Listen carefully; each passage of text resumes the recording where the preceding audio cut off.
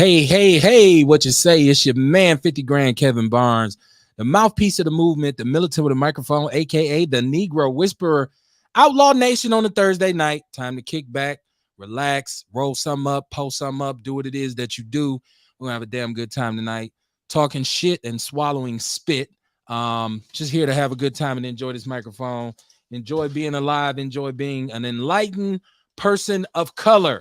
So if you're watching the show, share the show, hit like, hit follow, do whatever it is that you got to do, man. Just give it up for the Outlaws in the building. I got my partner with me. He's in here on his day off, like he ever gets a day off. What it do, my brother? How you doing? Hey man, staying busy, man. Staying busy. That's the name of the game. But how y'all doing out there? Welcome to Outlaw Nation. Where we talk that talk and walk that walk. You know what I'm talking about? I am the black woman lover, the black man's brother, the cultural teacher, hood healer, the ghetto witch doctor, your holistic health and wellness coach, Mr. Kumar. Peace, y'all. I'm also the one who brings you nature and terror, herbs and supplements, and vitality, and Meatless Monday. You can find that on Facebook, Nature and Terror Herbs and Supplements, or you can go to Meatless Monday page now. You can go to my health page, Help Yourself Heal Thyself, ask about Nature and Terror Herbs and Supplements, vitality, and Meatless Mondays, or you can go to my page and I'll tell you how to place your order. Peace. We always big up everything that's positive in our community, and we always invite anyone who's doing something positive or progressive onto the show. I am supposed to have Brother Freddie Riley here tonight. I don't know if he forgot about it. I don't know what's going on. But if he chimes in, he'll chime in. We'll have a good time. He'll be part of the conversation. If he does not, then we'll see him when we see him, right, Kamar? No, I don't want to sound racist, right? But no, one monkey don't stop no show. I don't know if I could say one monkey on a black radio show. Hey, we black. We can say that. Okay, we can say it, right? We can say it. We can say that. Nobody else better not say it. That's right, man. So people say, okay, what's the difference between Outlaw Radio? What's the difference between Outlaw Nation? Well, the Big Black Sports Show, all these different things that I do is just to show the diversity of people of color, in particular black men, because black men are more than what you think they are. We're multifaceted. We have many different talents and we have many different perspectives. So what I like to do with Outlaw Nation is just talk about some of the stuff that I normally skip over. Some of it's relevant, some of it's not, some of it's a distraction, some of it's important. But it's just certain stories that I miss during the week. And I'm always like, damn, I should have talked about that on the show. So if you're watching via YouTube, Twitter, Facebook, however, whatever group that you're in, I want you to be able to chime in. I ultimately would like for the people to tell me what they want to talk about, or if they have any questions about anything that's going on in the community and they want to throw it up in the air and see where it bounces at. Of course, I welcome that as well. So like I said, it's Outlaw Nation. So I wanted this to be dedicated to the people out there. And I always try to point Outlaw Radio in a certain direction. With Outlaw Nation, it can go any direction it wants to. Like, we can talk about anything we want to. Y'all throw it up there in the chat room, it's there. Kamar got something, it's there. Of course, I have some things that I love to talk about. So I don't mind talking, right? Like, I'll go all night. So if you want to break the redundant nature of hearing my voice, chime in. So the number is 262-202-5131. Chat room is up.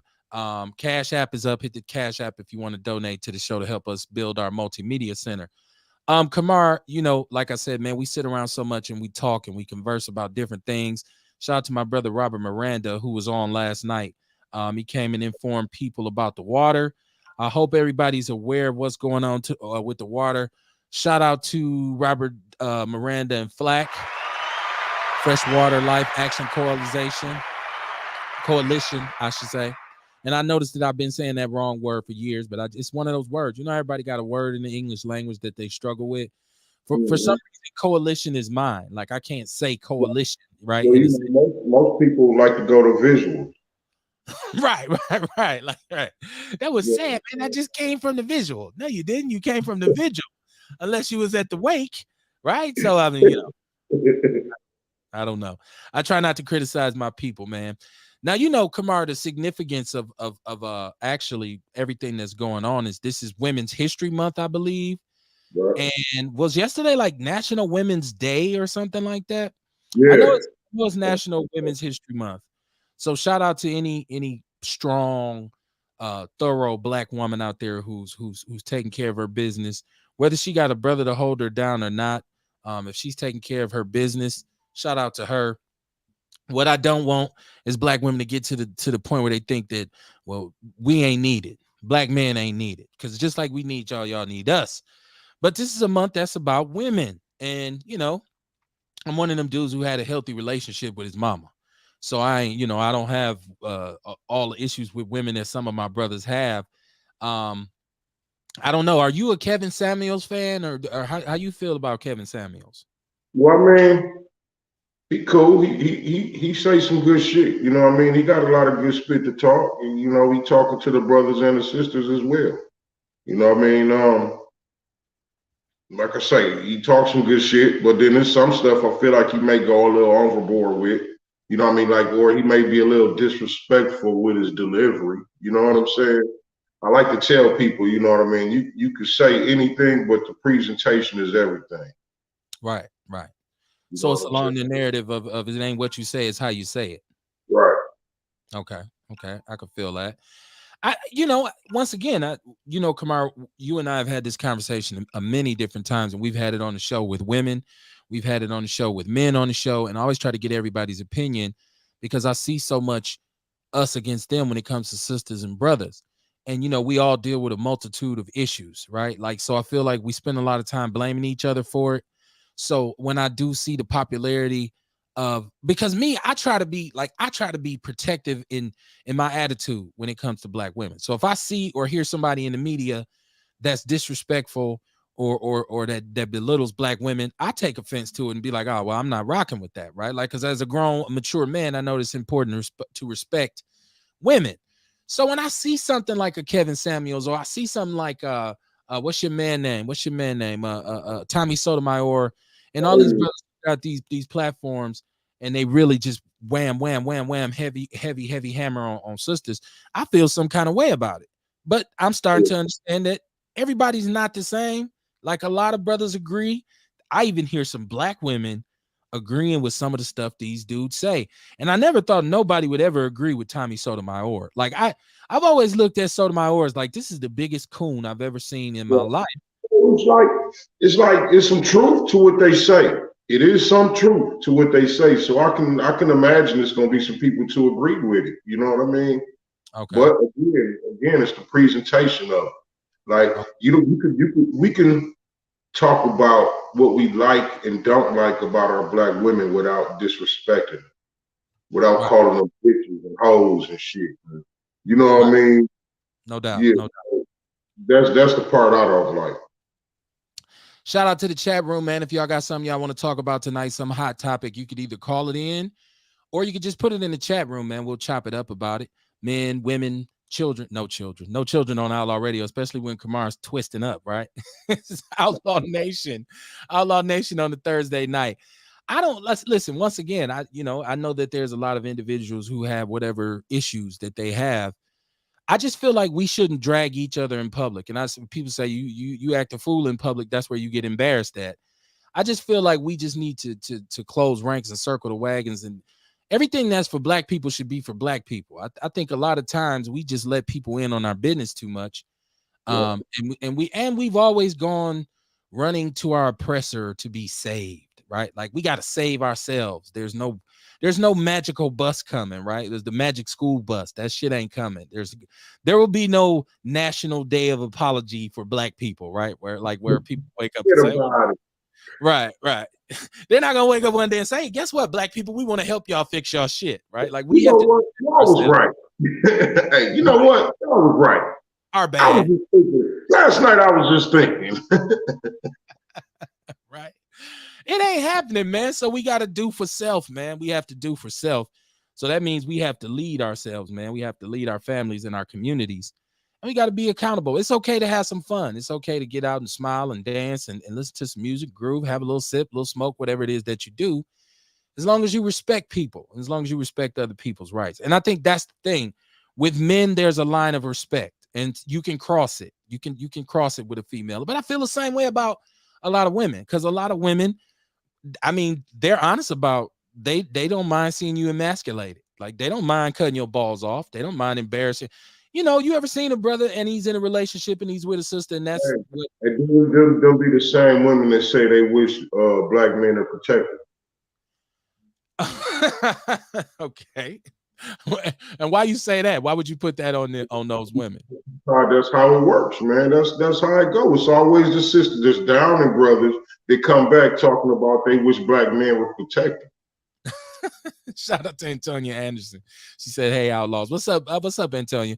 As we used to call her at St. Charles, Double A, right? Yeah, what's up, Double A? Yeah, well, you know, is that along the lines of the big fat ugly girl always cock blocking, you know, the pretty girl when you're trying to talk to her when you out, or you know, it's always the ugly single friend that got all the advice for the girl with the relationship. What Girl, you know? I'm ready to go. Right. It's hot in here. Like, oh man, get out of here. Ain't nobody trying to take one for the team with her. She's ready to go. Unless you got a real partner. Unless you got a real partner who gonna do that wingman shit for you. Be like, man. Fuck that. Fuck that. Fuck taking one for the team, dog. I'm too old for that shit. Fuck that. And that's listen. You have a baby mama for life trying to take one for the team. Fuck that. Lord. No, don't do that. Don't. That's on you though. If you know. Fuck that. Hey, there's crossing the line, and then there's crossing the line, right? Right. And Tonya says she don't dog us. Double A in the house. Yeah, man. Well, listen. Not all women have issues with men. That's why I always bug when I see these Facebook statuses, and especially on Instagram and stuff. It's like black men are always intimidated by strong women, or black men are intimidated by independent women, or things of that nature. And I'm like, no, that's not true at all. I don't. And some of that may be true too. Okay. You know what I mean? I'm sure some brothers out there that's intimidated, but it's wrong to put the all men are intimidated thing on there. You know what I'm saying? I think that part is wrong. Right. I would agree with you. And I think at a certain point, the 100% rule has to come into effect, meaning that there's nothing 100% true about any group of people. It's just like black people. You can have all the stereotypes that you think are relevant, but you may be surprised to find out that there's a lot of black people who don't even subscribe to a lot of what like when I see these posts, like if you ain't never ate this, you ain't black. Like for real? Like, is being black that tenuous, right? Like I can lose that shit over something I did or did not eat, right? It's just it's weird. It's weird. It's Outlaw Radio, man. Outlaw Nation. It's your man 50 Grand, the Negro Whisperer, and my partner, Mr. Carter. And this is what we do. So Mondays we're on with Outlaw Radio, 7:30 p.m. Kamar's out Central Standard Time. Kamar's out in the field doing Meatless Mondays at the Taste, right off 35th and Capitol. We can never think of the address, but it's like if you're from Milwaukee, you know 35th and Capitol. Once somebody say right by the post office. You want to say 3549? 3549, is that what it is? Well, that's what I want to say, 3549. Okay. Well, if you want to taste some vegan food, and if you thinking about going vegan, or maybe you are vegan and you don't know where to get good food at, holla at my man right here. He'll hook you up. He's also the proprietor of Nature's Nature Herbs and Supplements. Man, tell them a little bit about what you do with Nature's Nature Herbs and Supplements. Nature's Nature Herbs and Supplements. You know, I'm a holistic wellness coach, so what I like to do is I like to help people achieve different health goals that they may have holistically or the natural way. You know what I'm saying? Whether you're trying to work on your spirit, whether you're trying to work on your mind, whether you're trying to work on your body. You know what I mean? We're going to get it in. So the Nature's Nature Herbs and Supplements is the herbal part. You know what I mean? That's the part where I'm going to help you with your body. You know what I mean? We're going to get the inside together. We're going to get them cleanses good. We're going to get you the right nutrients. You know what I'm saying? So that's what Nature's Nature Herbs and Supplements is about. Then you got Vitality. Vitality is actually one of the supplements from Nature's Nature Herbs and Supplements. I just basically turned that into a brand itself. You know what I'm saying? So we got Nature's Nature Herbs and Supplements and Vitality. My goal is to get the community back to where we was before European contact, when we knew how to take care of ourselves, where we actually used knowledge of self. You know what I'm saying? When I say knowledge of self, I'm talking about health. Knowledge of self is understanding how your body works, how your brain works, what your body needs, which when something's wrong, what you have to do. You know what I mean? This is knowledge of self. It's not just history. That's just a part of it. Shout So out that's to. what Go ahead. I'm sorry, Kamar. I'm saying. So that's what I do. I was just finishing it off. Oh, okay. Give it up for Kamar. Give it up for Kamar. Trying to heal the hood. Speaking of heal the hood, shout out to brother John Mubella. Yeah, we got him coming through. Shout out to Jesse Parrish. That's is my brother Che from Frontline Black News and Shabaka's Black Experience Enhanced, who's also friends of ours out on the West Coast in Denver and California, respectively. Shout out to Seduction Doll. She is the co-host of Frontline Black News as well. She said she's swinging through to say hello. How y'all doing out there? It's Outlaw Nation. It's a free-for-all. It's a conversational purge, if you will. We talk about any and everything. Kamar and myself. It's National Women's History Month, so we try to cater the conversation to something about women. I thought we got to bring the brother Relly back on because I thought the conversation he had about black men and their emotions was great. I thought that was the shit. And I don't think most of us even consider that and it's such an important part of your maturation process. If you want to determine whether or not you a man, like you said, am I a mature man? Am I a man where I should be?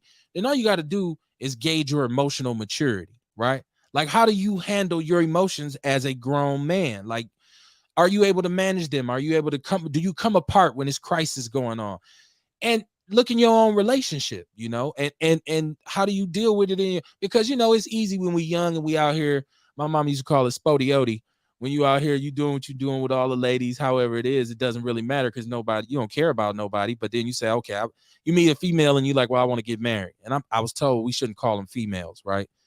You meet a lady and you want to get married. I'm not going to even try to talk proper or woke and shit, right? Like, only going but you meet a woman and all of a sudden you got to deal with her and your emotions have to be in check because she's that important to you. Then you got to make some adjustments. So black men have to learn how to deal with those emotional adjustments. So that's something we got to talk about as well, man.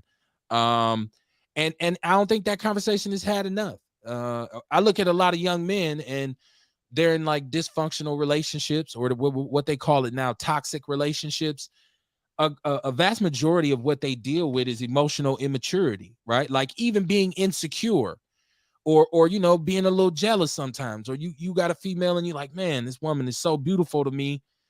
Why would she be with me? Brothers get to doubting themselves like that, right? Like, why she with me? She's so fine. She gonna mess with some other dude. What am I do? And then it manifests itself as anger or whatever, and it becomes abusive. It's just a bad situation. That situation could always happen in reverse because there's females who feel the same way in terms of insecurities and all that kind of stuff. So you need emotional maturity to navigate all that. That's my opinion of it. I don't know how you feel about that. I don't know where you at with that one. Yeah, that's right. You're right. You're 100%. You know what I mean? We do. We got to get our emotions together, man, and understand them. That's the problem. We just don't understand them, I think. We don't understand our emotions, so we don't understand how to process. Right. And we're talking about men, ladies. So it's ladies, women's history month? How do you say it? Women's History Month. So we try to keep our conversation a little relevant. What's up? My sister Tiarsha Arthur, who is a strong supporter of Outlaw Radio. She supports everything we do, from Outlaw Radio to the Big Black Sports Show to Outlaw Nation. So what's up, my sister? Y'all let me know what y'all want to talk about, man. If me and Kamar's meandering gets too crazy. Now, did you and since it is we talking about black people and we're talking about women and we're talking about some of the things that happen in our culture and in our communities, did you see this grandfather, this great great grandfather in Georgia who was just given 2 life sentences because he was found guilty of molesting 3 generations of his own family? There was a great grandchild who was assaulted, sexually assaulted or molested, and upon them going to prosecute him for this, the mom of the child said that he had done the same thing to her when she was young, and then her mom said she had done the same thing to her. He had done the same thing to her. So God That's damn, man. right. 3 generations of a family member. But he's an old man, he's like 74 years old. They gave him 2 life sentences plus 5 years. So it's in the People's News Network. Go and check it out. You can read the story. Like I keep telling y'all, I wish I was that deep and that creative, but a lot of the shit we talk about is just so super Googleable. What was your He been doing this shit for over 50 years. Yes, and maybe longer. Like heaven knows, how. And there The may be whole countless thing other. fucked up behind him, man. Yes. Jesse Parrish said, no, they're from Georgia. This man was from Georgia. It's like I said, it's in my group, my Facebook group, the People's News Network. And the reason why I was talking about that, I'm gonna get to your topic, Seduction Doll. Matter of fact, I gotta give Seduction Doll the prize of the night because she got the comment of the night. I'm about to put it up here on the screen because we gonna get to it. She want to talk about man periods, man moodiness that happens once a week. I think the men have issues, right? That's We gonna definitely. She said, man periods, right? We gonna talk Hey, about how that. about this though? Well, how about this? You know what I mean? Like we look at our community. We talk about how black men don't get a chance to talk or express themselves. You know what I'm saying? It ain't no good space. You know what I'm saying? Maybe this could be part of the reason why she's experiencing her man having man periods or moodiness. You know what I'm saying? Because brothers go through a lot of shit. You know what I'm saying? And it be stuff on our minds, but we don't want to put that on y'all. You know what I mean? So we can be irritated too. It's possible. Just like women can be irritated, men can be irritated and upset also from their day. You know what I mean? So yeah, I could be a little moody when I get in at night. You know what I mean? We have to understand each other and learn how to make it easier on each other. You know what I mean? But I mean, yeah, in the call it man period, you know what I mean? That's borderline right there, right? Listen. Okay, so first of all, it's not the same thing. Okay, but in terms of the mood swings, okay, I understand that. But when you say that P word, when you say period, when you talk about menstrual, I don't think you can compare that to any other thing at all. For a woman, I would just say this: we get a camera out and film if she lets you, because she's probably not gonna let you.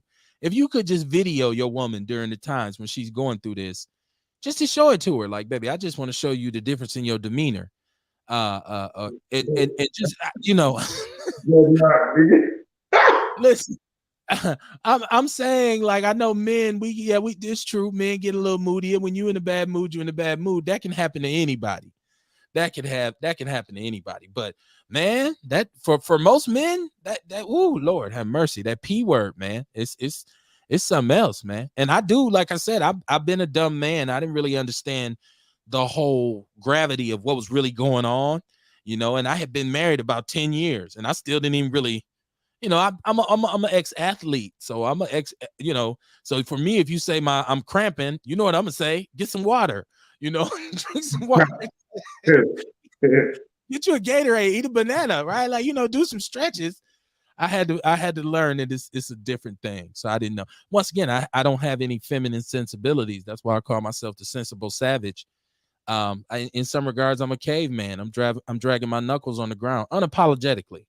I didn't have a sister, and my mother didn't raise me to even get in touch with my feminine side, and neither did my dad. And I'm glad, because it enhanced my masculinity. I'm open to it with my wife because I have to. But like Kamara always talk about evolution, that's a woman marries you for potential most of the time. you usually ain't all put together when she marry you or she get with you. She see you and say, I could help him. 2 times. Right? She look at you like a whole. He just need to pull up. He just need a starter.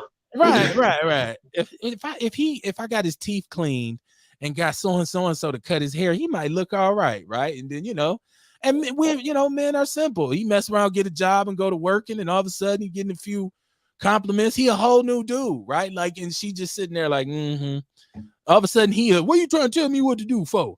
If I didn't tell you what to do, you still be walking around looking like Jethro. So, but that's the beauty of women, though. Women represent a whole bunch of different things emotionally, right? So, and that's why a man needs a woman around, so he can be made aware of the different things of life, right? Colors and scents and smells, and because somebody can say something to me and it just feel like a regular sentence, and my wife would say, I don't like why that was said or whatever. So, Seduction Doll said, I just passed the blunt and wait. And that is a good way to deal with a lot of brothers when they're grumpy or they're in a bad mood. If your sister who's, stuff is bold, or roll him up one and be like, here, you need this. And I guarantee you know what, you're right. Let me go out on the porch or something more. Have him a drink made or something. Don't just respond with fire. I was just talking the other day. I was just saying, you know what I mean? When it be times like that, a lot of the time, an act of kindness, you know what I'm saying, can change the whole atmosphere. You know what I mean? Like, okay, hey, Kevin Hart, right? He made that joke talking about, when you fight the motherfucker that's bigger than you, you can't win. And then you got him like, come on, bring it in. Come on, give me a hug. Bring it in, You know what I mean? Hey, how you gonna fight a motherfucker trying to give you a hug, man? Right. Nah, look, you fuck up bad enough. That hug shit ain't working with your woman. You hug. You gonna get your ass out my face. Bring it in. Come on. Some Al Green grits through on your ass, talking about some give me a hug, right? Black women ain't nothing to play with, man. I find the best solution is just to get out the way. Just get out of the way, man. Then we just move out of the way. Don't try to argue with her. Don't just all right. Yeah. Because we know what's going on. We know what's going on. When they go get mad, you know what I mean? Just go to your space, your happy space. You know what I'm saying? Ain't nothing we can do. Right. You just got sometimes somebody and that's why it's always good to have a spot with some space for each one of you. Because sometimes you just gone over there. Just, you over there and you know what I mean? Like, so Tiarsha Arthur, let me put this comment up too. We got another one. This is why I love Outlaw Nation, because I put y'all comments up and there we go. You didn't hang out with any female cousins or friends. I hung out with a lot of my male cousins and male friends. That's how I know what garbage to look for in some men. I didn't. And you know what? There wasn't a lot of females on my block, right? So it was dudes, like round the clock in the summer, everything we did. Like there was no girls who rolled with us. I know some neighborhoods there'd be some girls around, whatever, but I guess all the females in my neighborhood was grown and gone. It was just dudes, about 9, 10, 11, 12 of us from about age 10 to about age 16. And this all we did every day was roam. So no, I didn't have, there was none of my female cousins hung around. Didn't have any sisters or none of that. I think that helps, you know what I'm saying? But I think what helped even more is experience. Like, you know what I mean? Meeting different people of the opposite sex. You know what I'm saying? You meet and you date. You learn the different stuff that you like. You learn the different stuff that you don't like. You learn the stuff, you know what I mean? The type of people that can help you. You know what I mean? You learn more about what you like and what you don't like, so you know what type of mate you should be looking for. Right. You know what I mean? So like it go, that helps. You know what I'm saying? That helps. We was rough though. We was rough. Like I don't think a female could have rocked with us. Like, because we was, man. No, I don't think no girl could have rocked with us either, man. Like we was real rough around the edge. And we was those 80s kids on the dirt bikes, like putting 20 bricks under a wooden board, riding a half a block, trying to jump over 7 of his guys, climbing up on stuff, doing backflips off. Like, it wasn't nothing for somebody to have a cast on or some stitches, like on a daily basis. Right, yeah. Like, oh, so-and-so got hit by a car last night. Oh, for real? I told his ass. And then here he come down the street on the cast. Like, sign my cast. The homies always got a broke arm or something broke, right? Something, right? Like, so yeah, no sisters was around us like that, And in high school, really, it was no. I mean, my partners in high school, our mouths was so ridiculously disrespectful that females are like, I don't even want to be around these dudes. Like we was just, we was trying to figure it out, man. We was trying to figure it out. A seduction doll said hazardous moves needs blunts, and I play too much. He just won't be in the mood for my clown sessions. It just depends, man. I think it comes down to everybody needs space. Matter of fact, ask yourself that if you're dealing with somebody right now, do I allow them to have space?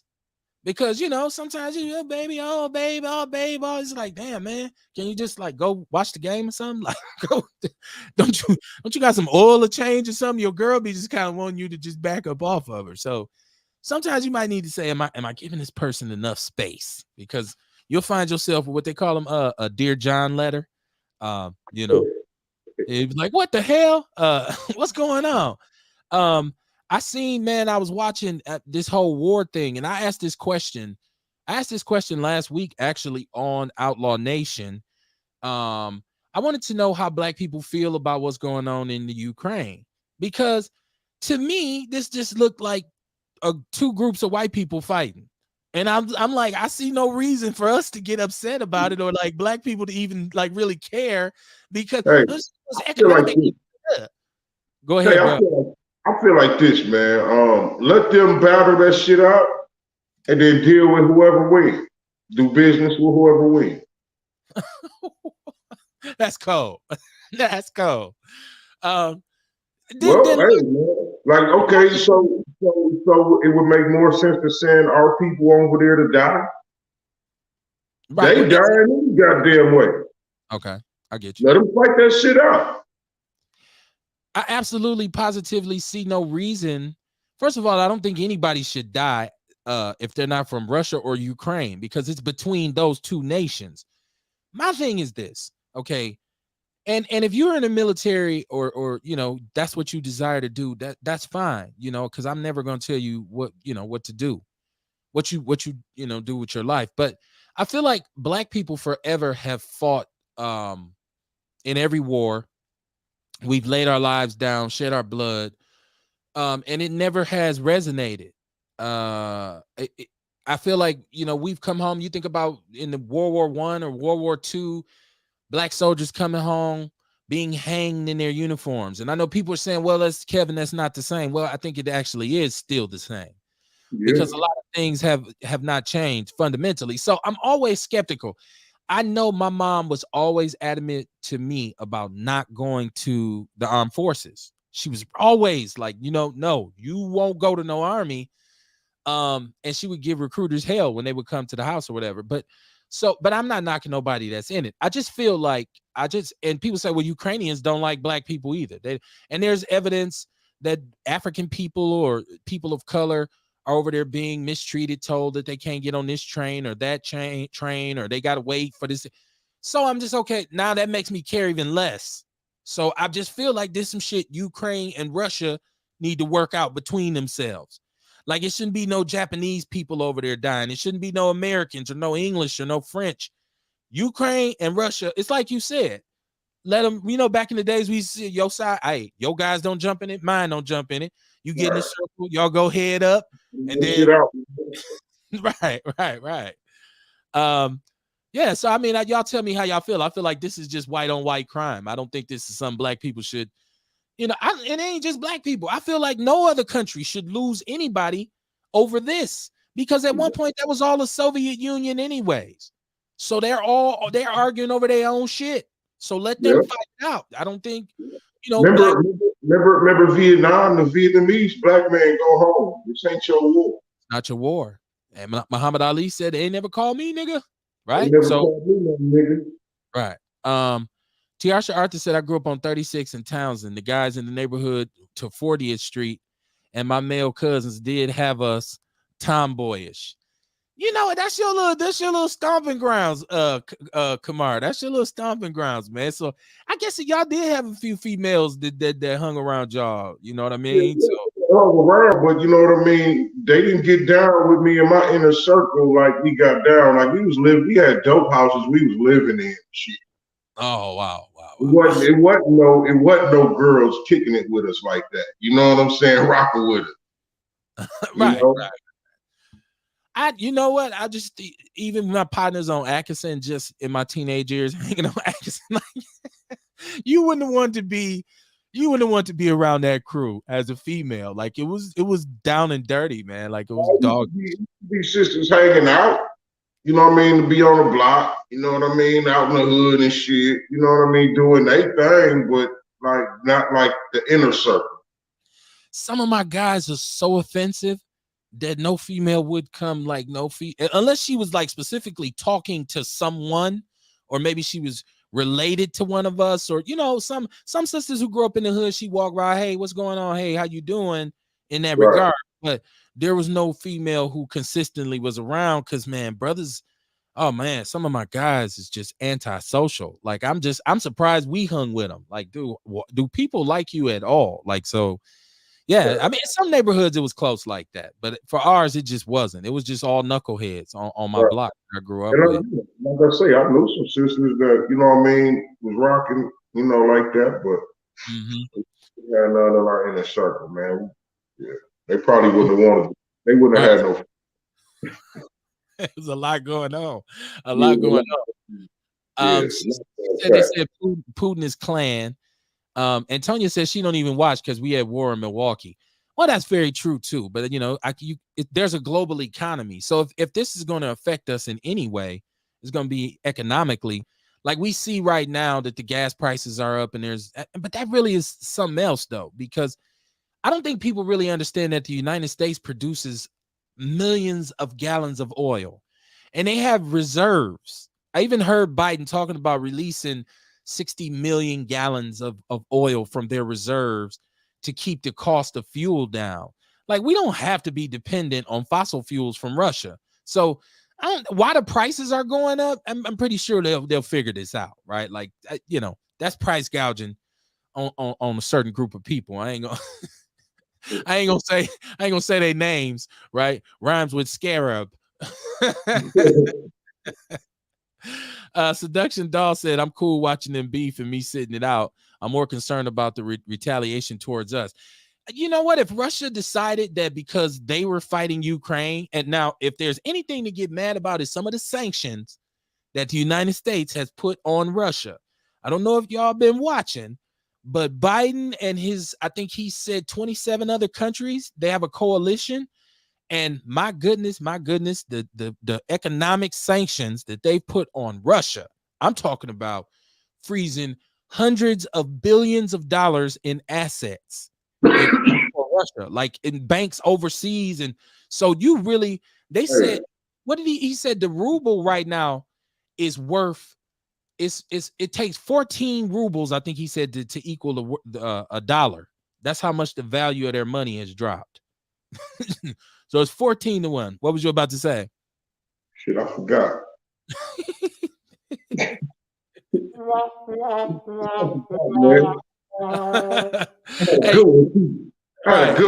man. People be on the show like that all the time. Like, damn, Karen made me feel out for the day, man.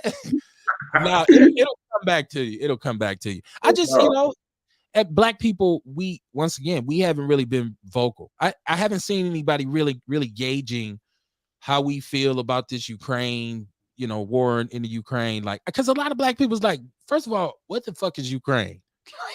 So. Hey, you know what though? We need to look at this holistically. Black people, they showing us how to go to war. They showing us how to defeat a country. It's economic. Remember, Kev, we was saying that before. All wars are economic wars, man. So war over some money is something. If we stop spending our money with these people, they're going to fall. They're going to crumble. They're going to start doing shit that we need them to do. You know what I mean? So we can spend our money. Right. That's how we get what we want, man. We got to hold our money. We got to be able to hit them pockets, man. Hit them economically. Just like they trying to do Russia, that's how we got to do. That's actually a very good point. The sanctions. That's a good point. That's a very good point. If y'all don't peep what he's talking about, he's saying America's showing you when they got an issue with somebody, you don't see Americans protesting, you don't see them marching, you don't see them holding hands singing. They went straight at the money. Biden came right out like, okay, if this is how Putin want to act. I sat and watched Biden for 25 minutes talk about every economic sanction that he has on Russia. I'm talking about, he was naming specific banks. He was talking about Russian like billionaire Russians who are living over there right now that, you know, if you got that much money, you in cahoots, you cool with the government. They getting their assets froze. What's the one Russian had a 200-foot yacht? And they were saying he was trying to get in his yacht and get out of the country. Said, hurry up, drive my fucking thing. Oh man, it froze your shit, man. You ain't got no gas money, man. I'm gonna let you off at the next dock, right? You want police to quit killing and stop spending money. Right. Oh yes. Save money. Oh yes. Watch what happens. That we is. We want our schools to get right. Stop spending your money. Oh yeah. They can start listening to us. Well, look, don't you see with this COVID thing? When the world shut down, wasn't no money being made. They made some concessions for a lot of shit quick. Because at first it's closed. Oh shit, we losing money. Hey, put a mask on. They had the National Guard walking the streets and shit. Yes, I remember the Common Council here was talking about $600 fine. Motherfuckers with rubber bullets and shit. Yeah, sure was. You're right. Yeah, I mean, that money talk, man. And see, that's why when people start talking about, well, how come when there's civil unrest, they burn down stuff, like they're burning up their own neighborhood. First of all, most of the time, we don't own a whole lot of the communities that we live in. And a lot of the organizations that are in our communities are there to exploit and mistreat us. So, you know, you look at a large chain that's in a community for 20 years and never contributes anything. Not one block party, not one book bag giveaway, not won't even give your kids candy for Halloween. But if it get burnt down, you say you were burning our own shit. That wasn't yours. And I think a lot of the times, if you do burn that shit down, there should be a system in place where, since that's burned down, now we can build some of our own there. So if O'Reilly Auto Parts store gets burned down, there should be a black auto parts store waiting to take its place. Yeah, hence the Sherman Phoenix. You burnt the bank down and put the Sherman Phoenix up. It came up, and now look at what's happening. A lot of community is benefiting from that building. Mm-hmm. Much more so than when it was a bank, right? Exactly. Right? And I'm saying that without knowing how many people over there had their homes mortgaged through that bank, but they rebuilt right across the street. So it's not like, you know, once you got your loan, you got your loan. It's not about that building. Let's see. She said, Jesse Parrish said, what's my thoughts about the Detroit man wanting to go to war in Ukraine? Actually, that story is actually in the People's News Network. Shout out to Jesse Parrish. Let me put his comment up since that's what we're doing on Outlaw Nation. Hey, what's your thoughts on the Detroit man wanting to go to war in the Ukraine? There is a black man. He's a doctor. I just put it in the People's Network, the People's News Network. There is a black man who's saying he wants to, and he's not a young dude. He's like 50, I believe, saying that he wants to go to and fight for his country in Ukraine. I say let him go. Do I think it's a smart thing? No, absolutely not. I think he's a dumbass. But you know, I'm one of those people who, if somebody says this is what I want to do, I'm one of those people who says that's what you want, let him do it. If he want to go over there, hey man, here you go. You get your gun, bullets, drop him out of plane. You know, if he now the one thing about it is he ain't no callbacks. He can't get over there like, man, they busted like a motherfucker over here. Come get me. Nah, bro, you there. That's a one-way ticket. That's a one-way ticket, man. Yeah, man. Y'all let me know what y'all think. Shout out to Jesse Parrish. Who is this? This T.R. Arthur. She said, well, I gotta give her. Do you two think Biden is doing payback because Putin was down with 45 at first? Okay, so do I think he's payback from Biden because Putin was so closely connected to Trump? You know what? I actually don't. And I'm gonna tell you why. Because I think what Biden is doing is simply because he told Putin, don't do it. And you know, if I'm gonna talk turkey, America's still the big dog on the block. When they get done playing, You know, we got 1 million, we got a new jet plane, and America got 50 of them motherfuckers.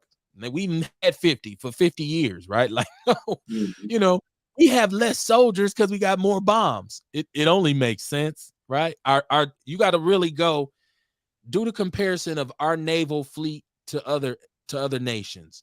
Do our army, do our infantry, the size of our infantry and stuff like that. You're gonna get to like Japan, I think, and then they're gonna say, or in Asia, they're gonna say, oh, they got all these people, they got this huge army. Yeah, you got it over there though.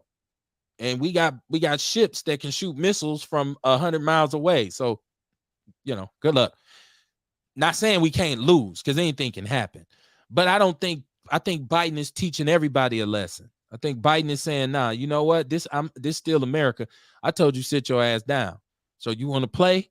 I mean, it's just like when you tell your kid, don't touch that, and he go touch it in. Now you sit your ass down over there.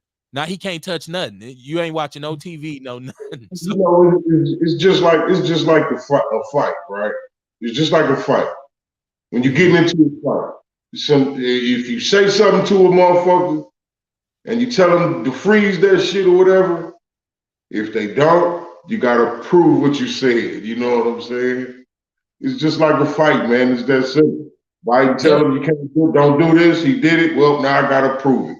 Now I gotta prove it to you. I told you, and that's Biden's whole thing. Like, you think it's a game? I'm not Trump, partner. I told you don't do that shit, didn't I? Now you can do like now you're gonna learn the hard way. And so, you know, I'm sure there's a lot of political things. And if anybody is out there, it's Outlaw Nation. If you know anything about this conflict, to give it some depth, because I look at this like just from my shallow perspective and say, this is all because Russia chose to invade the Ukraine and they were told not to. And once he did it, this brought this down on them. But if there's something else brewing, like politically, and I tried to make a correlation to make it some that black people could care about it. Because believe it or not, this is a black show and we talking about this shit, right? Like black people like, who don't give a shit. We're talking about it because we feel like we shouldn't give a shit. Right. right. We're talking about our place in that situation. Yeah, man. Yeah. And then Brittany Griner's over there. She's over there and got her vaping. She's vaping. So I guess she gonna go through the airport. You know what? This is my thing. I can't understand. If you know you vaping and you got some, it's oil, it's just oil. And I'm finna leave. I'm finna fly home. Throw that shit away. You can't smoke it on the plane. You can get some fresh shit when you get to the crib. Like, why are you? I know she'll probably say I forgot, whatever. But this is what I'm saying. Like, you forgot my ass. You packed it. Forgot my ass. And hey, and on that note, look, you break the law, you get arrested. Give a fuck where you at. It ain't our fault. It ain't nobody's fault but hers that she did that shit over there. Right. Yeah. Where is conflict? You know what I'm saying? So I mean, she should have been more cognitive about that. Yeah, unless she was geeked off the shit when she left for the airport. Once again, it's not okay. So I've traveled. If she was geeked that much, it's another problem. Well, that might be the issue, right? We don't know. I don't know what level her drug use is at, and I don't know if that's the only drug that she uses, and I don't know if it's relevant either. I guess my point is, many a times I've been getting ready to move, like maybe I'm traveling or maybe I'm going somewhere, and if I'm smoking or if I'm, you know, I know exactly where my bowl is. I know where I ain't say, oh, I forgot my bowl. No, you know not to get in the car with this, you know, I mean, some of us don't care, obviously. Hey, you got to put the shit in your pocket or put it in your bag. Yeah. It's like people who get caught in the airport with a pistol. Like, I ain't never went nowhere and been like, you know what? Damn, I forgot I got this pistol on me. I guess if you carried it enough, some brothers out there like, shit, I done that. That means you can, like you just said, Kamar, then now we got a whole different problem. You carry your goddamn gun too much, right? Right. Shout out to my homies who got that issue. That's why I took it back, because I know some of them be like, Kev, you already know how. Like, yeah. Let's see what we got here in the chat room. This is Outlaw Nation, man, on a Thursday night. Oh, man, the Whisperer and the Witch Doctor, man. I'm glad you took some time on your night off to come in and chop it up with me. it's fun when it's free flowing like this, man. It's fun. I would love to do every show like this, but I feel like we have a responsibility sometimes to inform and enlighten, just because, man. It's time to play, and sometimes it's time to be serious. But this ain't time to be serious, so fuck it. Seduction Doll said Biden. She said, I'm trying to read her comment. No trust at the end of the day. He fucking us up and putting us in a recession. A year from now, it'll be like, why am I doing this? I'll put this up on the screen. We'll all read it. Biden, no trust. At the end of the day, he fucking us up and putting us in a recession. Shit, a year from now, it will be like Squid Games, just with bums, addicts, and politicians. We're going to be really fighting for shit. Okay. So she's predicting economic ruin because of some of the they fighting over there. Well, they're spending. I'm guessing she's saying that because of the spending. The United States spends a lot of money, right? Like, but that's why, I mean, we owe a lot of money to people. And I said we the big dog, but we in debt. Okay, our credit rating is dropped. We ain't even the gold standard. I know that they, unless it went back up, but so yeah. Paris was talking about the United States spending being more than some nations' GDP, their gross domestic product, which basically means what you doing to get the money that comes into your country is your GDP. I'm trying to make this for people who might not, So yeah, we spend a lot. I don't know if we're spending ourselves into a tizzy, because Trump gave away so much money during COVID that that's when I thought we really gonna be paying for this shit in 2 years. But I guess when you raising taxes, because as much as we complain about taxes going up, we still pay them, right? Because if you don't, they come take your shit. So you don't really have a choice. You don't really have a choice. So I don't know if we'll be fighting over like a loaf of bread in a couple years. But I do know this.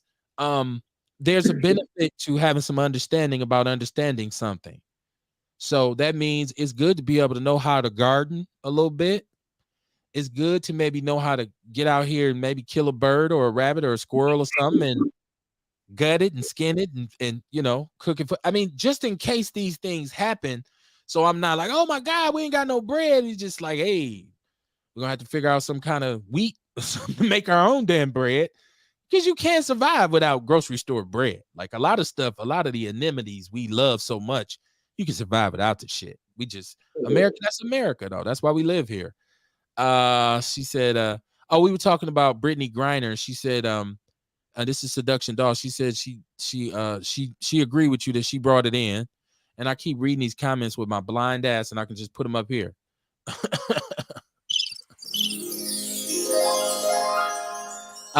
Yep, she did that. She can't cry. Get out of jail pass now. She thought she was impervious again. I don't know. Maybe she's gotten on plenty planes with these vape pens or whatever. I got it. Maybe she got white people audacity from her white parent. Oh.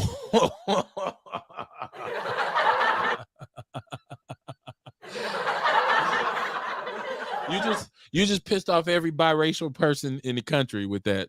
Man, it happened though. Well, they can get mad, but hey, man, you know what I mean? It can be true. You know what I mean? Some mixed kid, okay, here's an example. Mixed kid get pulled over by the police. They talk more shit than it would be if it was one of us. Because they feel like they can. I'm not getting out of my fucking car. I don't have to, and all that bullshit. Yeah, you catch them doing that more than you would us, man, because of that audacity that they learned growing up.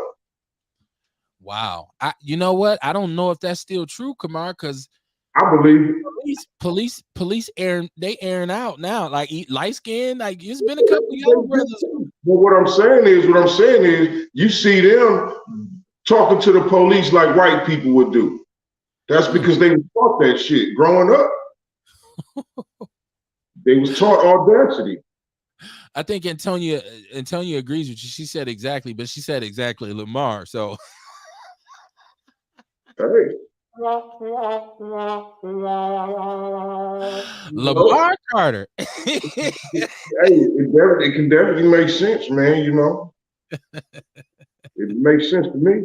Oh man. Shout out. I hope she gets home, by the way. I hope she gets home. Definitely, man. Definitely. Yeah, there's a possibility that they're saying it that holds up to 10 years in Russia. Now, if Putin is gonna do anything to spite America, he could do that and be like, oh, y'all think this shit funny? Y'all cutting off my bread? Keep Brittany Griner. Now, I know people like Kev trying to be funny, but she at the end of the day, and this ain't about her basketball status, this is about her being a United States citizen. So then America has to try to enter some negotiations with Russia to get us, but they're gonna say, come on, man, put our money back in the bank. And America gonna be like, nah, we see you in 10, Brittany, when you get out, right? So, man, bad situation. And you talking about bad timing. This was a horrible time to get caught with weed trying to get up out of trying to get out of there, right? Like, come on, man. Come on, man. Why would you try to take something on a plane? Period, man. I don't give a fuck where you at, what time, what social climate, what the social climate is. I don't give a fuck what it is, man. Why would you try to take some weed on a plane? I don't know. I don't know what her deal was. I just know. Hey, they said she was making a bank out there, like way more than she make here. Okay. That's why she used to be out there. Right. Yeah, a lot of those cats who go over there get money. Like, yeah, they're over there, but damn, you got to live in Romania and tour Eastern Europe for 8 months. I think they said she got a max contract here, and it's only 200-something thousand. Okay. Do she still play here? Yep. Okay. I didn't know. She was playing here. Right. She been missing practices lately, right? Yeah. That was a horrible joke. Did you see Ryan Coogler, who was the director of the Black Panther? He was detained at his bank. He was at his bank getting some money out. I think he drew $12,000. And there's video of this. It's in the People's News Network where he was mistaken and handcuffed. I saw that. Detained by the police. And once again, for all those people out there who say, why are Black people unhappy? Why would Colin Kaepernick kneel in the face of the national anthem? Why don't Black people give a damn about the war in Ukraine? It's because of shit like this. It's because we live in a country that no matter how patriotic we try to be, no matter how much we try to assimilate ourselves, you're going to have a nigga moment. They going to do it to you just because I don't know if they just feel obligated to do so. Like, you can be a $100 million Black man.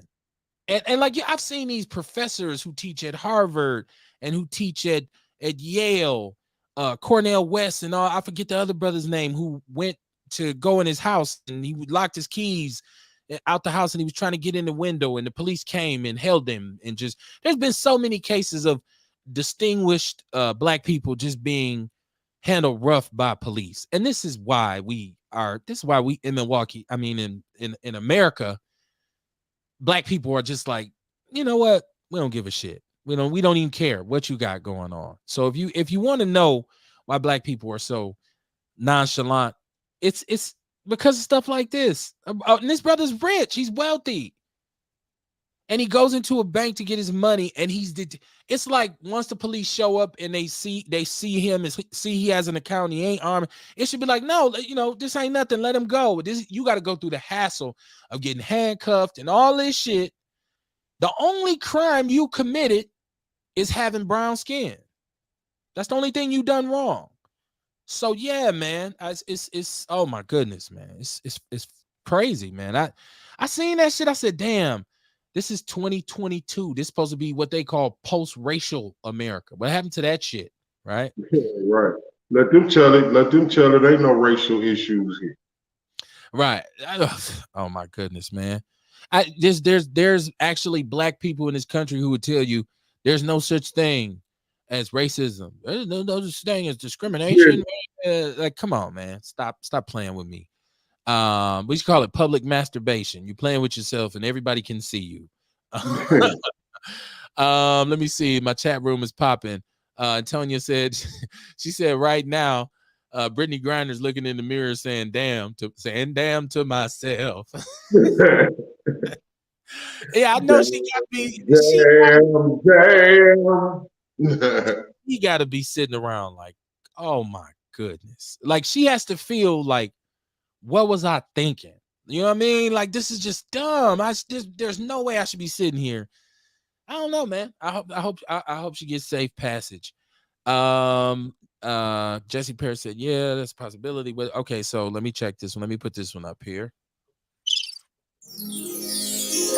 This is Seduction Doll. She says, in my case, I get no passes and I'm from LA, so I've been manhandled and all the worst shit. I'm so polite, the police think I'm trying to be funny and then I'm getting arrested. Police love to mess with me here. I'm assuming that's what she meant. Right. Some people don't. I heard the LA police is rough though. From what I heard, LA ain't no shit. WA told us back in the 80s about the LA police. Well, we know they ain't no dope. Yeah, I think the LAPD would.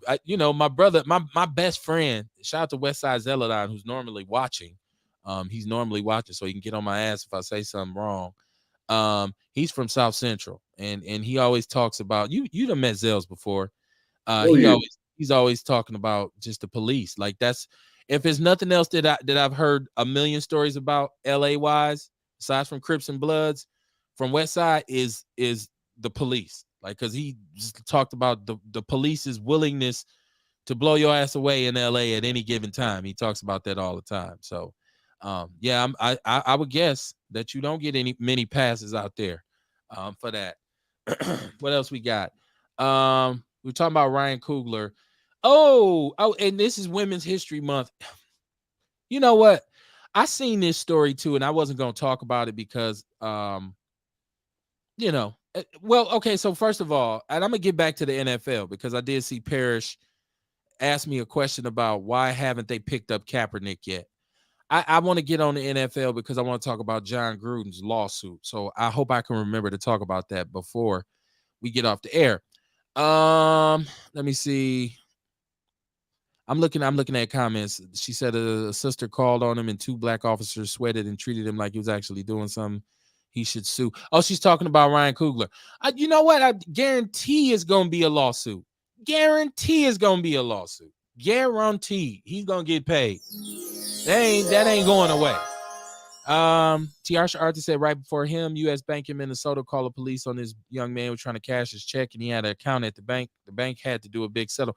Yes. And they'll pay out. You get paid now. There's litigation that can be done when they do some bullshit like that. We know that there's litigation. But I seen Chris Brown. Now Chris Brown over the years has been notorious, right? Like, and it's very crazy because Chris Brown to me is a talented young brother, right? Like this dude has made good music. He's been consistent. But Chris has been dogged of, some gang affiliation and drugs, and he's just been accused so many different times of rape and sexually assaulting women. And I don't, he the one who put hands and feet on Rihanna, right? Like, so everybody's always hated Chris Brown. Now they said he was driving a Lamborghini. She took the keys out the ignition and threw them. Not saying she's supposed to get her ass whipped behind it, but damn. Let's just leave it there. I'm not ever saying put your hands on a woman, but that's pretty extreme for you to take the Lambo keys and just throw them. I don't know if that's what really happened. I just seen the picture of her, and it was because if you a man and you put your hands on a female, shame on you. I'm just saying, baby, don't throw the Lambo keys. Don't do that, right? So, but so Chris Brown, he was accused of a female of rape, and this is the Me Too movement. We talked about this. It's the era of the Me Too movement. We talked about this a long time ago, in which a lot of times the accusation is worse. Like, even if you're innocent, just the accusation causes you a world of drama. Like, it prevents you from being able to do business and get jobs. No matter where you go, that accusation sticks up. Hey, you talk about the case. You're like, dude, I was found not guilty. Yeah, but but he produced texts and voicemails from this lady saying, that's the best I ever had. And man, I can't wait to get it again. And, I'm mad. I just don't understand. It seemed like basically she was upset because he stopped calling her. right? He gave her the stiff arm. And so she said he raped her. Now, this to me, I think females should be upset with this, because this kind of crying wolf, when there is a woman who's been assaulted by some dude who decided he was going to violate her, when she says, "Oh, this happened to me," now everybody feels like she's crying wolf, because you do have females who do this kind of stuff with celebrities and dudes who got money. So to me, if I was a female, I'd be mad at her. Like, you now, once again, I'm saying this without even knowing. Just because maybe they did have a relationship, he still could have raped her. I guess I should say that. I'm going in and people like, "Yeah, you don't even know what happened. You don't even know." So and you're right. But just from how it looks, because I tell you what, her lawyer, when he exposed her lawyer withdrew. Like, "Oh shit, I'm out of here. I didn't know about that." So to me, that says, okay, it's something crazy going on. So if you didn't see this story, Kamar, I mean, that's it. That's the gist of it. You can go and look at it. See the ending part of it, but I remember when all that went down. Okay. And so Trey Songz is another one. Like, you see Trey Songz and you think like, this dude's a celebrity R&B singer, like he gets all the women, but it's always a woman hollering rape. Like, it's always some woman. Like, Trey just. So I don't know if these brothers is really out here, just willy nilly loose limping. I don't know if that's what they doing, but and it's wrong if they are, but I think it could be a little of both. It's so dangerous for females to weaponize that, though. Like, it is. That's horrible, man. So I'm watching the Playboy joint, right? Like, I'm watching the Playboy. I don't know if you've seen this documentary that talks about the crimes of Playboy or whatever. And so, like, now they're saying all these horrible things that happened under Hugh Hefner, under the time he was the owner of Playboy. And like, there's drug use, and there's women who, there was a woman who committed suicide. There were some models who ended up strung out on drugs and stuff like that. But when I'm looking at the context of the situation, and I'm saying this is the 70s, everybody's doing drugs, like, right? And I'm honestly, Bill Cosby, that era. Yeah, remember I told you, I was like, people know about what kind of parties was going on, man. It was a decision they made when they went to the party. You're not gonna go to a party at a crack house where everybody's smoking crack and you ain't smoking no crack. Or maybe you're trying to get one hell of a contact. I don't know what you're doing. You got, you know what I mean? Or, this shit goes on, man.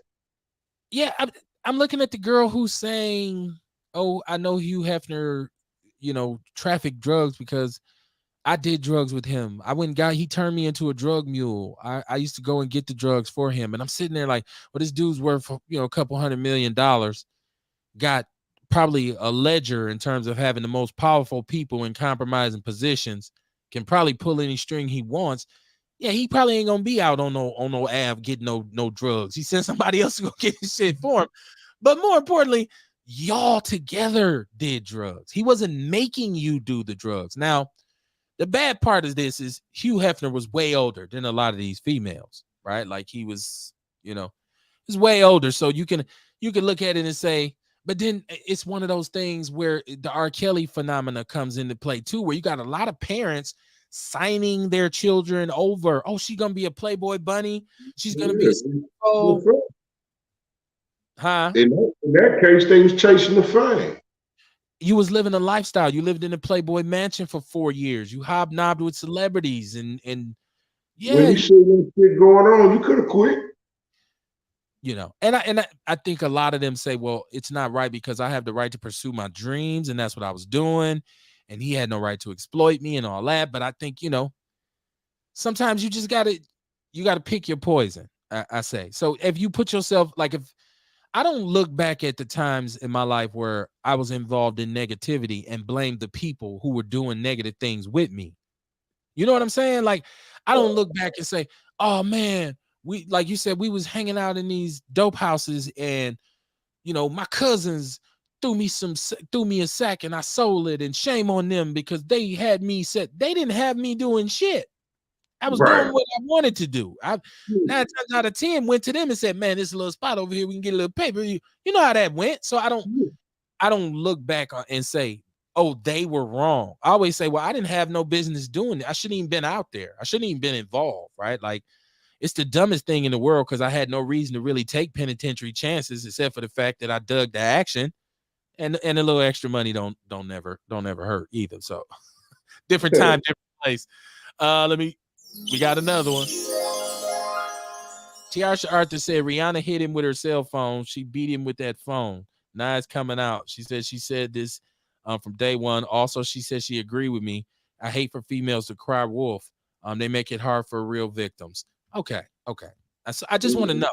I'm not trying to be insensitive to anyone who's been assaulted by someone who's, if someone's raped you or taken advantage of you, I don't want to disrespect that and take, demean or demoralize you. And I have a daughter, so I got a son too. I got kids, period. I don't want nobody to get raped, and I'm would hate for something to happen to mine. So I'm not trying to justify it. I'm just saying, if you hanging out with a dude who what he wants, you doing some of the things that he likes because you trying to get something out of him. He's trying to get something out of you too. Now, if he gets over on you and you don't win, you can't get mad and call the police on him. You lost. Y'all both was playing the game and y'all lost. Right now, if you get over on him, like, oh, he was geek girl and he had $10,000 in his pocket, he didn't even remember the next day. I left with that money. Oh, girl, you left with 10 G's? Yeah, girl, I left with that money. Then it's all good, right? But if you thought you was gonna get the 10 G's, so you had sex with him, and then next day he had you an Uber waiting. Right. He finessed the finesser, you know what I'm saying? Now it's a problem. My cousin. A lot of the time, that's what it be when you're talking about these celebrities. You know what I mean? That's what it is. A motherfucker trying to finesse the celebrity, and then when they couldn't finesse him, now we're gonna try this move. And you know it. You with the celebrity, you know what he or she wants. I think about it. Like, yeah, what was you expecting? Like, it was like he didn't call me who? Chris Brown. Oh, okay. Like, what you thought he was gonna call you? Whatever. Hey man, I remember I was in Detroit with Busy Bone a long time ago, and we was at a hotel after the concert, and it was a big ass hotel. It was a big ass pool where the rooms was all around the pool and shit, right? The indoor thing. So we all in there kicking it, everybody doors open. Busy was in there knocked out sleep, right? The girl just sitting there on the edge of the bed. He drunk, sleep, passed out. She just stayed sitting there. And I'm like, dog, you got to come out of here. You know what I'm saying? You got to come out of here because we don't need no problem. Ain't nobody in here with y'all. You say something happened, he knocked out sleep. Come on out of here. You know what I mean? And I think that could have been one of them situations that I may have defused. Okay. You know? Wow. That's crazy. That is absolutely crazy, man. And just think if you wasn't there. But even if nothing happened, if there had been an accusation made, it would have ruined him. Like, he would have been. You know what I'm saying? Exactly. He would have been. By me being there, and like I say, it was a whole party going on. There was a bunch of motherfuckers. There was other celebrities there too. You know what I'm saying? But I guess to me, I felt like she had him where she wanted. Right. You know what I mean? Anything could have went down. You know what I mean? So no, you got to come out of this, sister. We don't need no. I could tell a story about a college roommate, and it's flipped, where it been a young lady victimized had I not said, bruh, what is you doing? And he's, huh? You heard me. Come on now. Don't get told on. Don't make me tell on you, because I'm not down with that shit. That shit's foul.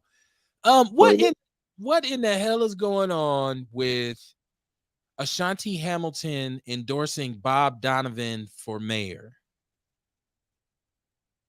Have you seen this? This is in the People's News Network. No, I missed that, man. I ain't catch it. It's in there. Running all day.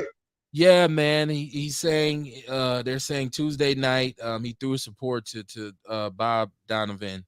I'm trying to figure this out, and I got to make some phone calls about it.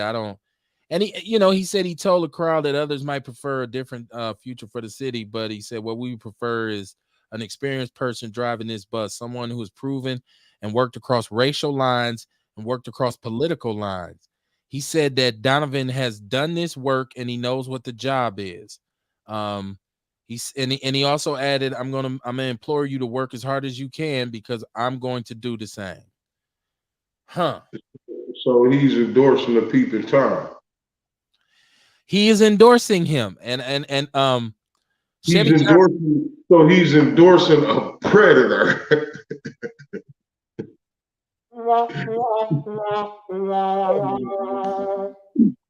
I don't understand.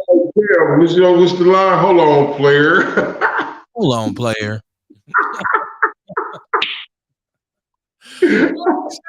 Hold on, player. Oh my goodness, man. He said, look, Mayor Johnson's campaign manager, how you say her name? Sachin Cheda responded to the endorsement. Hell hath no fury as an alderman scorned, right? It's been a pissing contest downtown with them for a long time. And Chevy actually replaced Ashanti as president of the Common Council. Because at one point, Ashanti was the guy that they said would be the black candidate to run for mayor. Something happened. He fell out with the Barrett camp, and then it came up with this new boy, Chevy. Chevy took it. So, oh my goodness, that's right there. I'm gonna have to make an immediate call. I had to call Big Mike Kimmon over that one. Like, what's going on downtown? Hey, that's like the Russell Wilson trade. Right.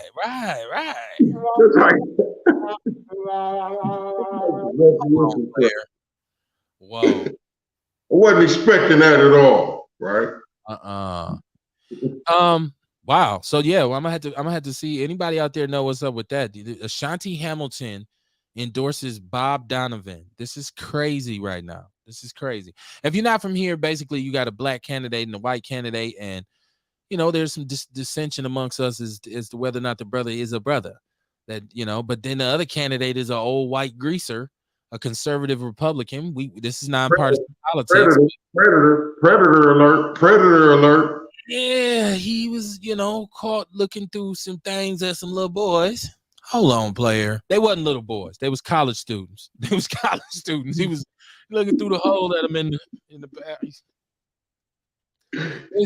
He got a ticket for it. They asked him what he was doing. He said he was investigating because somebody had told him that this hole was down.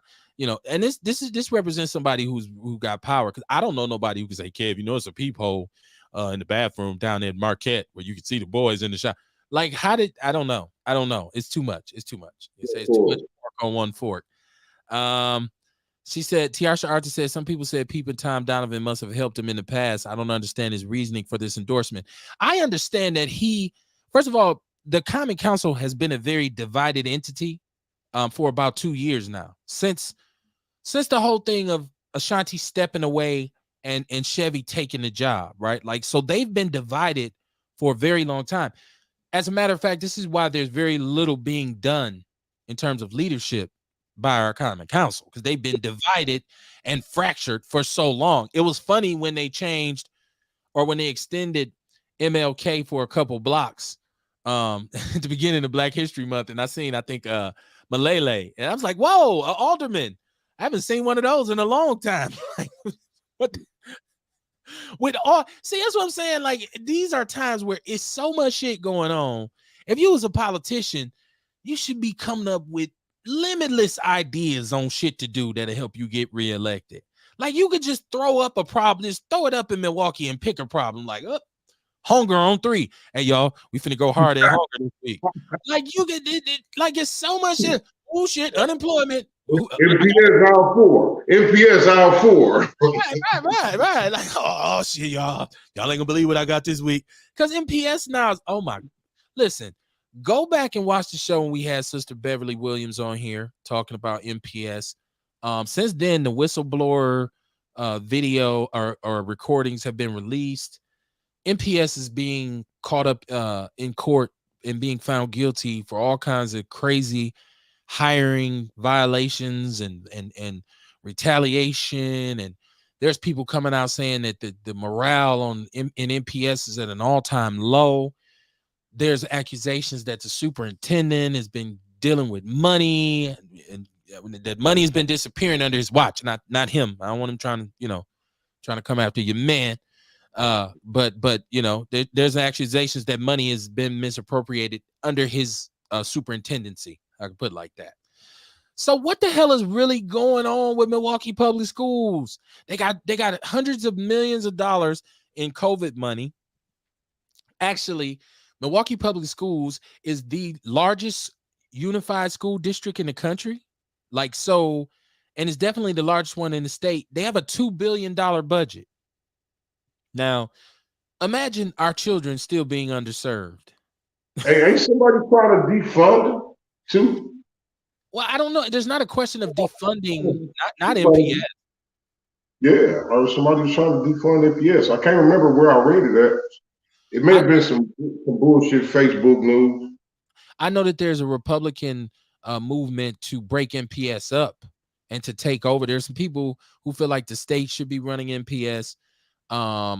There's people who feel like the mayor should have stepped in a long time ago, but MPS is governed by the school board, which is people there. Those are elected officials, right? So it's one of those things. I think it reflects our parental lack of involvement. I personally feel like, and even when my children, my daughter graduated from MPS. I'm a proud MPS graduate. My son, I took him out of MPS for various reasons.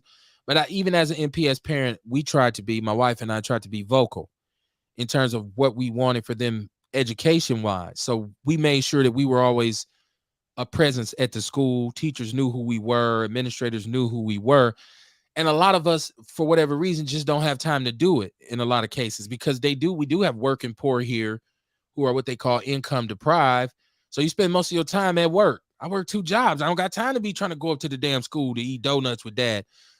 In some cases, you got to make a sacrifice and go and do that. I would tell some brothers that, but I also can't tell you how to pay your bills. So I think parentally, we got to take more stock, but it's a lot going on in MPS. And I'm gonna put the show up again. And that show was there was, I think, about 2,000 people who tuned in and checked that show out. But it's even more relevant now with some of the stuff she was talking about on there, because it hadn't broken out yet. I didn't want to give Outlaw Radio all that credit for saying we broke it, but we had her on here, and I didn't play I had the whistleblower recordings. I didn't play them out of respect to her. She sent them to me way, way, way before everybody else heard them. So yeah, it's a lot going on, man. Shout out to Beverly Williams. Take a Stand Today and Always is her group. She has a couple of different groups going after Milwaukee Public Schools. So check her out. Jesse Parrish said Chevy with a question. Yeah, one of our mayoral candidate is a brother by the name of, is it Chevy Johnson? Chevy. Sometimes people call him Cavalier. He's a little bitty dude, about this big. You know what his name is, right? Nobody really knows. Black people like what his name is for real. Black people. Right. Black people give you names opposite of what you actually are. So if you skinny, they call you fats. If you fast, they call you little so-and-so, right? Like, and for us, that's some funny shit to do to people. Like, oh, you talking about big head Gary? Gary head this big. His head so little, but we call him big head. Or sometimes his head is actually big. That's why we call him big head Gary. So, you got to know him from Fat Gary, who lived out the street. That's only if there's another Gary. That's why I said, because you got to be able to tell the difference between Fat Gary and down the street. Right. That's the only way. John Gruden is criticizing the NFL. The NFL is continuing to pursue John Gruden, or uphold John Gruden's whatever transgressions with his emails.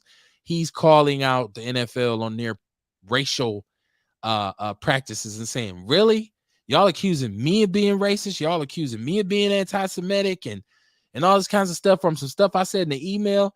And I'm not gonna lie, he has a strong case with the NFL's record on race relations, right? We know there's still only one black head coach, or two. I'm sorry, there's two. Well, the other brother, the other brother's mixed, and he was mad because he looked like a little white dude, and he was saying people wasn't respecting him. Like, man, my daddy was black. The little brother from the 49ers who got a job too. So it's 2.5 black head coaches. The mixed dude. Right. The mixed dude, right? And that we shouldn't. That's bad for us to, Well, that's what it is. Okay. That's how they try to pacify us. Okay. Well, black people quick to take your blackness from you, man. Hey, it's just like you know what I mean, Meghan Markle, right? Right. That's true. If Meghan Markle, if she'd have been on TV marrying a black man, every black woman in America would have been saying he married a white woman. But since she married the prince, a white dude, she came up. It's a dream come true, girl. You know what I'm saying? She black. She got a prince. Yeah, okay. Tiarsha Arthur said his name is Cavalier Johnson. I can every time I say that, somebody corrects me and says it's Chevy. And I'm like, okay, I don't know which one it is. Call him Mayor Johnson for now. He is the mayor right now. But was okay. So Gruden was talking, yeah, and he was right. He was right. The NFL is still shitty. I know. Listen, they had Dre and they had Snoop and they had Mary J and they had everybody at halftime, but Cullen still ain't got a job. And we know right now why he protested, and we know that there's actual factuals behind the reason that he protested. It was totally justified for him to protest the way he did. The thing he was protesting hasn't stopped since he protested. So, and you even admitted that you blackballed him. He proved collusion in court. Let the boy play football. You signing bum? The NFL is signing bums to play quarterback. They signing dudes who just, and it's like, at least, okay, put him in a camp. If he doesn't make the team, he doesn't make the team. But if you really want to right some of these wrongs you've done with people of color, start by giving Colin Kaepernick a goddamn job. That it's just stupid, man. It's why I have such a hard time with the NFL. What's going on, though? You know what's going on? It's that hidden racism bullshit. That hidden racism within the white supremacy demonstration. You know what I'm saying? Okay, so the NFL, well, there ain't no racism here. We don't want that quarterback. We got another quarterback. We got quarterback. It's not that he's black. It's not that he did that. They lying like a motherfucker. You know what I mean? But ain't nothing you can say that they ain't lying. That's that hidden white supremacy bullshit. Yeah. Like how they say, we don't have a race problem in the United States. Well, yeah, they don't, I guess. Apparently they don't. That's the same shit in the NFL. You know what I mean? They say the same thing. We don't have a race problem, but you do have a race problem. Well, you talking about black coaches, the players getting, all that shit, man. It's just like you said, though. When we stop spending money, then, we'll get some leeway. Until we do that, then we can expect more of the same. And I hate to say the cliche about, insanity is doing the same thing over and over, expecting a different result. Everybody knows that cliche. So I hate to say that, right? I didn't want to be the one to say that one. Right. I be hating when people use shit like cliches and then try to act like they deep behind the shit, like they thought it up and shit. Like, well, deep water and well water is the same as long as it's heavy water. And it's like, man, don't shut your ass up. You are no philosopher. Stop it, man. Tiarsha Arthur was talking about MPS. She said they were never defunded. So what is he refunding? Is she talking about the school system? She said they were never defunded. No, I wasn't saying anybody was refunded. I was saying that there's some accusations that MPS there was some misappropriation of cash under him. So I don't know. Ain't no refund. Once you done stole it, you can't come back like, oh, my bad. I thought this was mine. No, bro. I found this briefcase. I ain't know. I thought this was me and shit. Like, let me see. I seen this brother in Tampa Bay, Florida. He was where was he at? He was at a store or something, and there was a 77-year-old man who called him a nigger, and he punched him in the face a bunch of times, I guess, and the 77-year-old died. They gave his brother 2 years on house arrest. And we know that the brother Theodore what's his name? Lipscomb here, who shot the white man, road rage, fired on him, then shot him.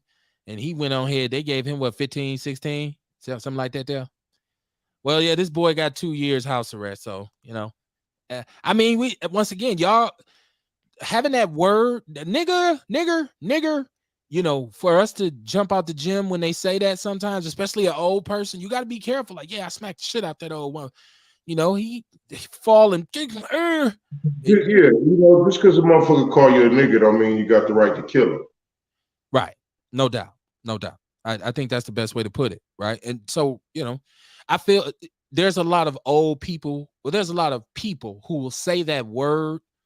People who are not of color who will say that word because they know they'll get a reaction out of you. Fucking nigger. And here you go. Oh, this motherfucker. No, you didn't. God damn it.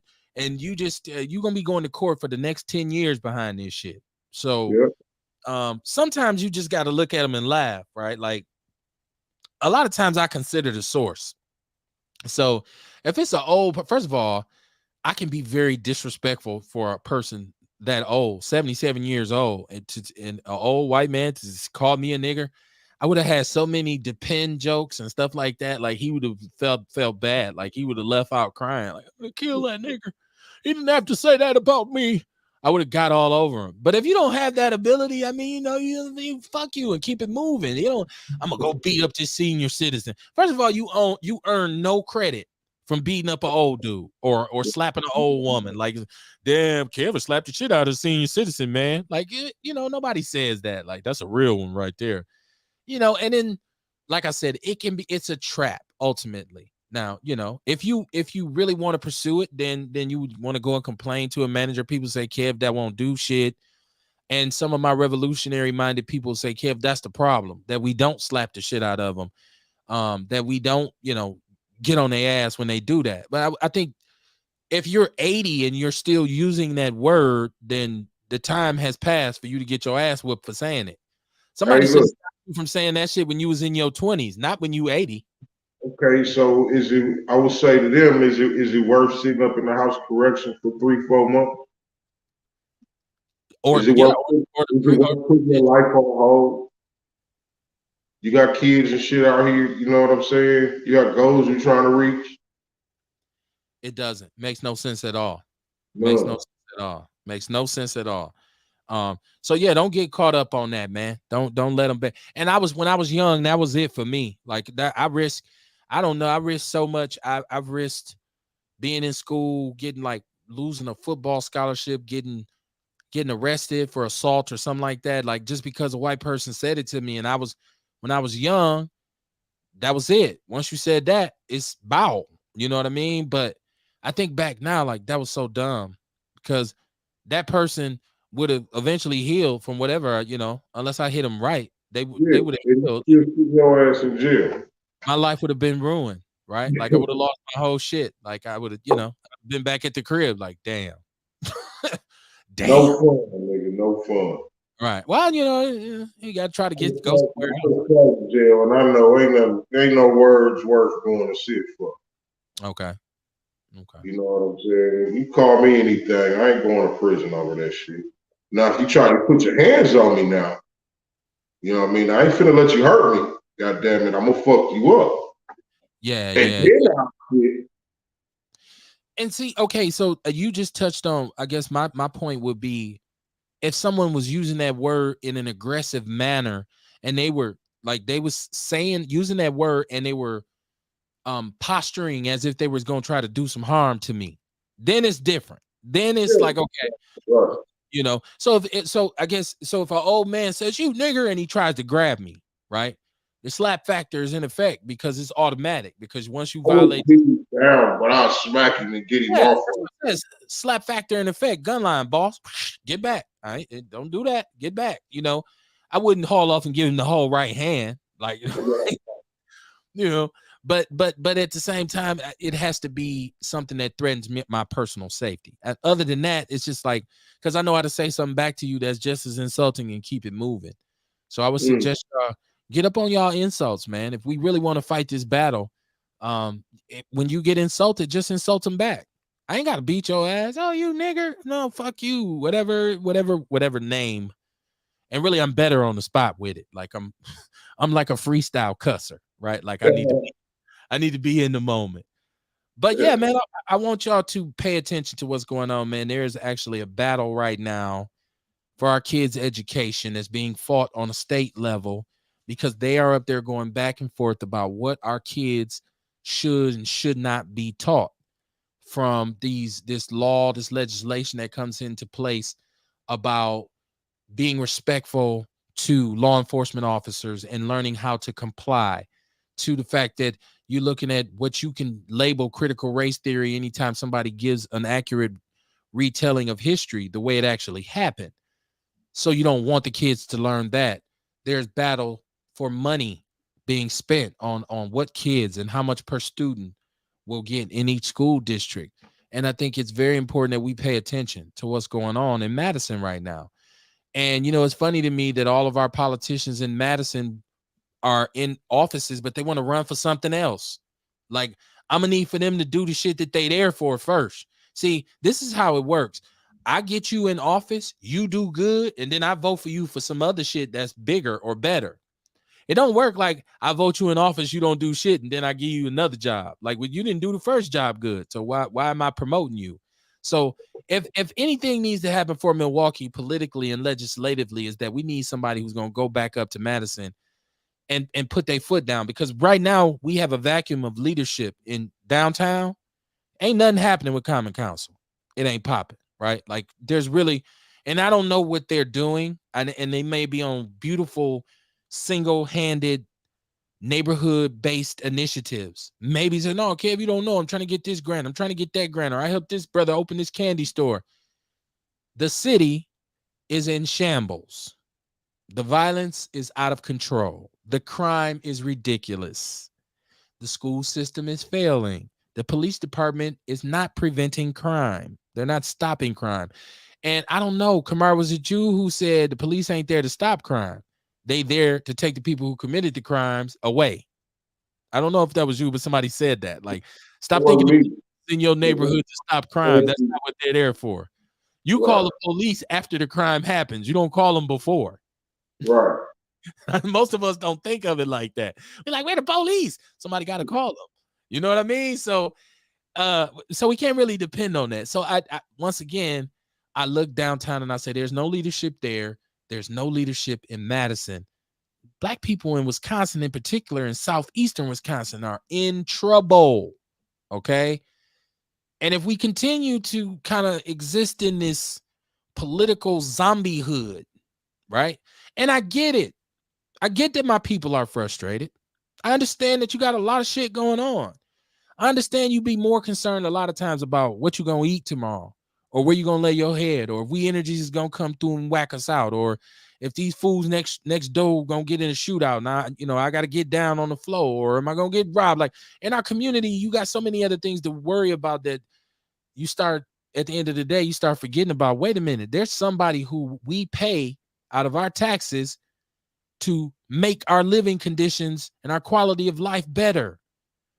There's somebody I should be going to about this shit, saying the crime in my neighborhood is ridiculous. The filth in my neighborhood is ridiculous. The opportunities in this city for a person of my color, the lack of, is ridiculous. There's somebody who's supposed to be responsible for that, and we forget about it because we get so caught up in trying to survive. Ashanti Hamilton just endorsed Bob Donovan, right? He just endorsed Bob Donovan. If there's a black dude and a white dude racing, and I know the black dude, but I don't like him, but I don't know the white dude, I still want the black dude to win, right? This is a special election. It's 2 years. Whoever it is will have to go for re-election in 2 years. We put that brother in there, and if he does not do his job, it's what we always say: hire your ass, fire your ass. All right, get him in, right? And that gives us enough time to develop another candidate. So, I'm just saying, man, it's a war going on right now, and I hope people of color in Wisconsin are paying attention. And I know that Milwaukee and southeastern Wisconsin, where 85% of the 8% of this people of color in this state live, it's a small speck. So we get outvoted a lot in this state because it's 86% white. But I'm telling you, we can't fall asleep at the wheel, man. That's just the reality of it. So let's laugh. Let's have a good time. The weekend's coming up. Let's have a good time. But let's get knowledgeable about what's really going on in the community. Because we all know somebody getting killed, or it's Kia boys, or it's reckless drivers, or we all know about that. But we don't know about the things that are going on downtown or legislatively that are helping to perpetuate this. We need to know about them too, because if we attack them, then we can improve things in our communities. So I didn't want to get too serious, but I keep seeing these stories popping up about what they want to decide on, what can be taught at what age in the school system. And we down here debating about whether or not we should have a 4-day school week. We got a school system that's up to their chin in litigation right now from all kinds of managerial misappropriation. And we're not saying anything. Once again, they have a $2 billion budget. Come on, man. It ain't hard to see, man. You just got to open your eyes, man. Kamar, what you got popping this weekend, man? I done turned this shit into a pulpit. My bad. So what I got this weekend? I got Friday. I'll be at, or tomorrow. Tomorrow I'll be doing. I'll be at the fish fry at Anomaly Catering's Fish Fry over at the table on 53rd and Capitol. That's the new vocational center that we got, the co-op that I'm with Ms. Venus. You know where I'll be down at the garden. We got a whole vocational center over there where Anomaly Catering, they teach kids how to cook. They got a cooking classes for the kids. It's dope, man. A whole dope setup. They got art classes down there, man. It's dope, man. Dope. Some good shit going on for the kids. Okay. And they do having a fish fry tomorrow night, so I'll be there with the Vitality. Okay. And Saturday and Sunday, you off, or what you got popping? I'm going out of town Saturday and Sunday. I'll be in St. Louis. Got a suit and tennis shoe party to go to. Yeah, boy, man. Must be nice. It is. Living his life like he's golden, right? Hey, I'm coming along, man. I'm taking steps, man. I'm gonna be out. I'm trying to get myself ready for the summer, because I gotta get my strength back, man. It's coming back.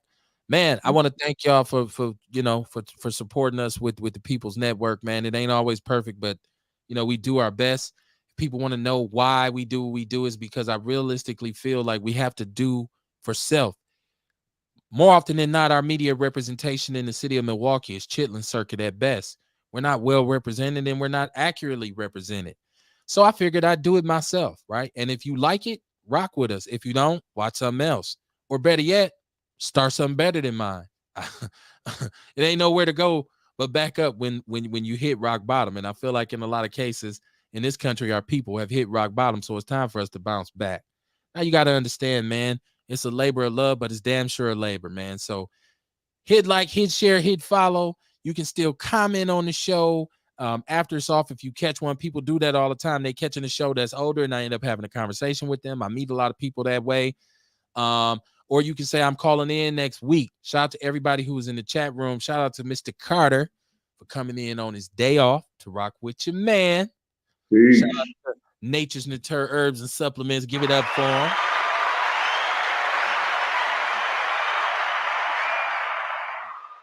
We got to understand, man. We got to understand that, one of the biggest issues that our community has is that it's devoid of love, right? And God is love. So if you don't have no love, then that means you don't have God, right? So you need to get some God and some love in your life, man. Never forget the word community has common unity in it, right? And you got to be about that, or you should leave the community. Either you part of the problem or you part of the solution. And if your criticism of the Black community outweighs your contribution, then you probably a coon. I see y'all Monday, man. Outlaw Nation, peace and love. Outlaw Radio, Monday night, Big Black Sports Show. You know how we do it, man. Let's get up out of here, Kamar. I'm going to give me some of that strawberry vitality. I got to taste it. Yeah.